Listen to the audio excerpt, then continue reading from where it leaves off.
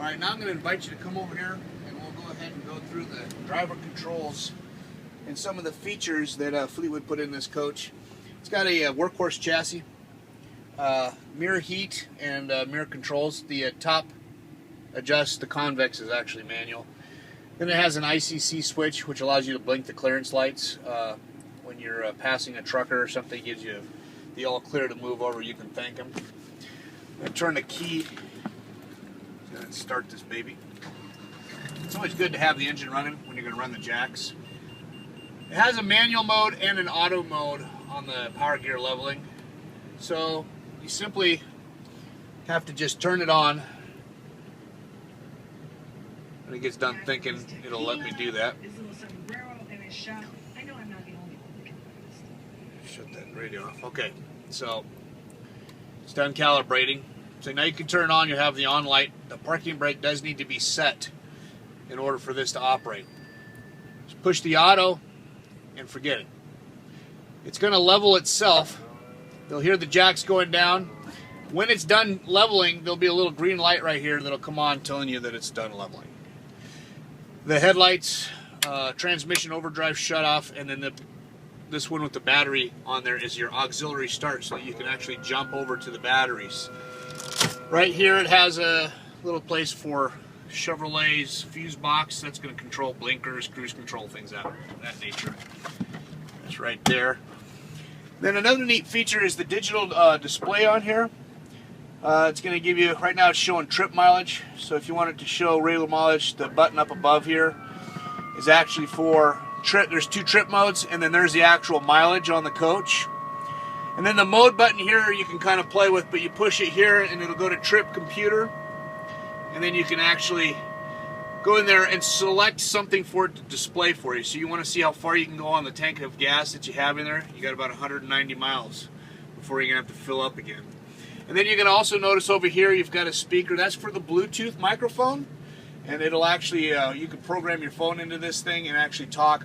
You'll hear whoever you're talking through the stereo speakers, and they're going to be able to hear you clear as a bell with that microphone.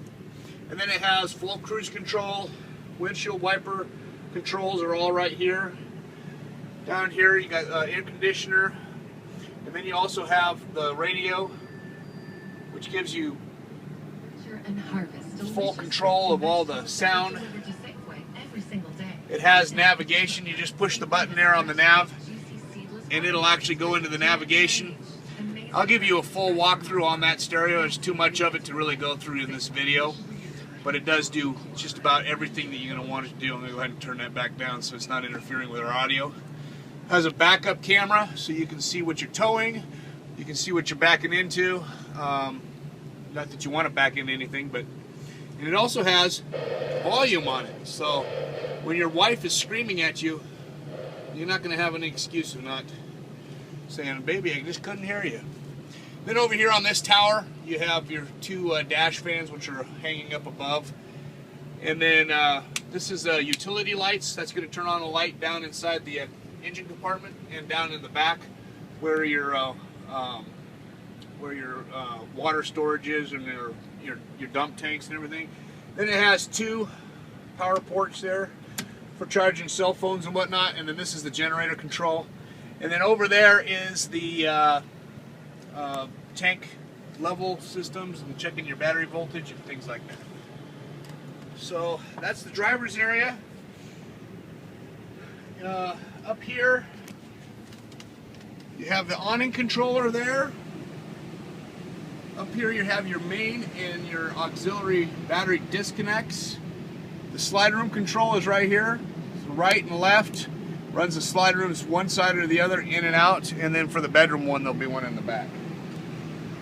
Down over here you have your porch light, luggage lights, things like that. Like I mentioned before, that this is got a Corian countertop. And I kind of mentioned it has a 30 amp coach, but it still has kind of all the features that a 50 amp coach does. And the way they do that is they have an either or on the microwave or the water heater. So when this is over in the water heater, you're heating water electrically, but you don't have any power to the microwave. when you want to use the microwave, you just move that back over and it powers up the microwave. You also have the ability of heating your water with propane. That's the controls here, and then you have a water pump feature there.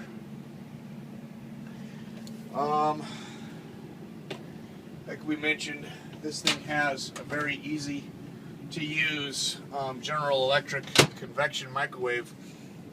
So to use it as an oven, all you would do is push, it makes you set the clock first. So you enter a clock time, we'll say it's 5:04 a.m. It's really early in the morning. Hit clock again and the clock is set, just like that. So to bake, you would enter the temperature that you wanted to bake. So we're going to bake cookies at 400 degrees. You set your degrees, set the time, hit it again, and it's baking. It's that easy. And if I can do it, I guarantee you can do it. Surface light, so it lights up things down here. It also has a fan to help keep the heat out of the kitchen. To use it as a microwave, you just put your microwave dinner in there, and you don't have to do anything. You just wait, no, you do have to do something. You have to put in microwave cook time. That's what it is. Just set your cook time, hit it once, hit it again, and it's going to cook on microwave. I'm going to shut it off. So it's that simple. The booth does make into a bed, so you can actually bring this table down and it makes into a bed. It'll sleep a couple kids real comfortably. And again, like I mentioned in the earlier part of the video, that is a couch that has a full bed. It'll actually fold out into a complete open bed. We'll show you how to do that in the walkthrough. Like I mentioned, it has a glass enclosed showers, his and hers, girls to the left, boys to the right. It's a little RV humor. Had the porcelain toilet, we walked through there, showed you all that stuff. Back in the back, I just wanted to spend a little time telling you about the electronic climate control management system. And this is how Fleetwood is actually able to use 30 amps and run 2 air conditioners. This has a shed system, so when you're running 2 ACs, if one doesn't have enough power, then you'll see this thing blinking between shed and on. It'll go back and forth. And then when it sees that it has enough power, it'll go ahead and engage the compressors. You'll hear the fans running, and you won't even notice that thing's working, but it actually is shedding power when you start overusing power. So if you're using microwave or something and you only have 30 amps of power, you're going to have one of the ACs probably go into shed mode for a little bit until you're done cooking. It has a smoke, or not a smoke detector, this is actually a carbon monoxide detector. It does have a smoke detector as well. The TVs, again, like I mentioned, this does have a satellite on the roof. It's the old manual style, but it is satellite capable. And you have TV here, TV in the bedroom. Unfortunately, they're not flat screens. It's a little bit old for that. That wasn't even invented back in '04. You need a light. On the situation. It has a full computer desk here. So you can put it in here. It has full hookups for everything that you would need for a computer. Actually has the old fold lines in there and everything, in case you wanted to have cable. And that's really about it. I mean, you can go on and on. It has a full rubber roof on there. It's in good shape. We checked out the seal on it. We did some spot sealing up there, and that's all we got.